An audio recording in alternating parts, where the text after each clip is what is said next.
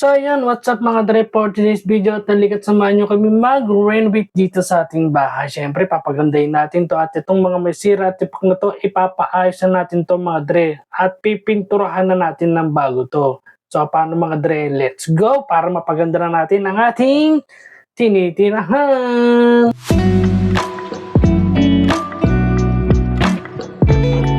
So ayan mga dre, at dito nga pinayos ko muna sa aking binan kay Papa Nelson yung aming speaker at aming amplifier para naka-steady na siya dito sa aming tipian.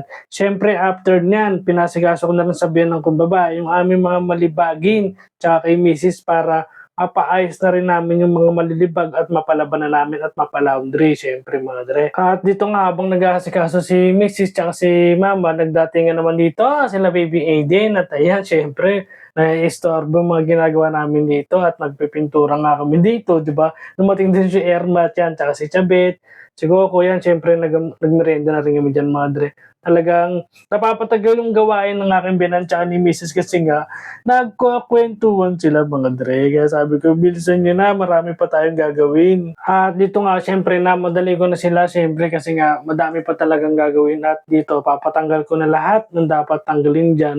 Ito yung rep kasi yung rep namin nga pala dyan mga dre. Nabutas, nasaksak ko yung sa may freezer. Nasundot ko siya yun kaya sumingaw yata yung preo niya. Sabi ng biyanan ko, mahirapan na ipagawa yun. Kaya sabi ko, sige, pa-dispatch ako na sa kapatid ko kay Gordel para siya na magbenta at magtanso ng pesa niyan. Pero sayang talaga, nakakapanginayang kung mapapagawa sana may pagawa na lang. Pero mas maganda daw bumili na lang ng mas bago at yung ano lang freezer para mas maganda. At ayun nga, pinakot ko na sa kapatid ko at para malinis na namin at makapag-start na kami magpintura dito at uumpisahan ko na magpintura dito mga dre. After ko pala magwalis. Magwawalis pa pala ako dyan para pag nagpintura mas maganda. At ito na yun mga dre. At syempre hindi lang ako mag-isa dito ang magpipintura dito mga dre. Syempre kasama ko nga yung binan ko, yung bayaw ko, tsaka yung kapatid ko. Siyempre, abutan na lang natin sila kahit paano. At ayun nga, lahat ng dapat papinturahan at ipalinis, siyempre ipapagawa na natin dyan hanggang CR, hanggang loob, hanggang kabila. At yan para magmukhang bahay na siya uli. Kasi talagang grabe na siya. Ang likabok, yung ano niya, lahat. Basta yun mga dre, kailangan mapalinis na yan. Siyempre, buntis si Mrs. Madala siya mabahing.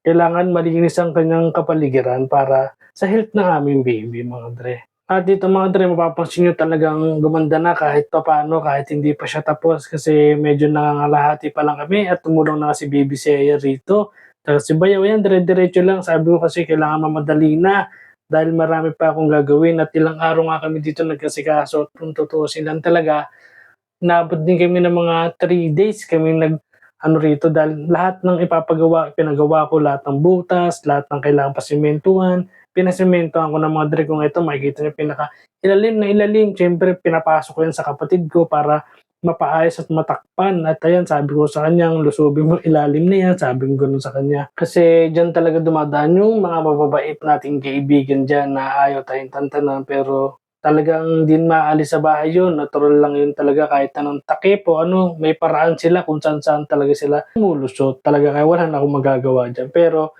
the rest doon, lahat ng kailangan pasaraduhan, patakpan, pinagawa ko na yan. Siyempre, lahat ng dapat papinturahan, pinapinturahan ko na yan para umayos naman tong bahay kahit paano. Kasi nahirap na ng maano ang ating baby. Masela ng ating magbuntis si Mrs. Masela magbuntis yan. Siyempre, mapangalagaan natin yan. So, yun na nga mga dre, at malapit na rin nga kami matapos dyan at hindi ko na mabibidyoan at dahil may aasikasuhin pa ako. So, paano mga dre, hanggang dito na lang at maraming salamat na naman sa panonood ng ating munting video. Hanggang dito na lang. Maraming salamat.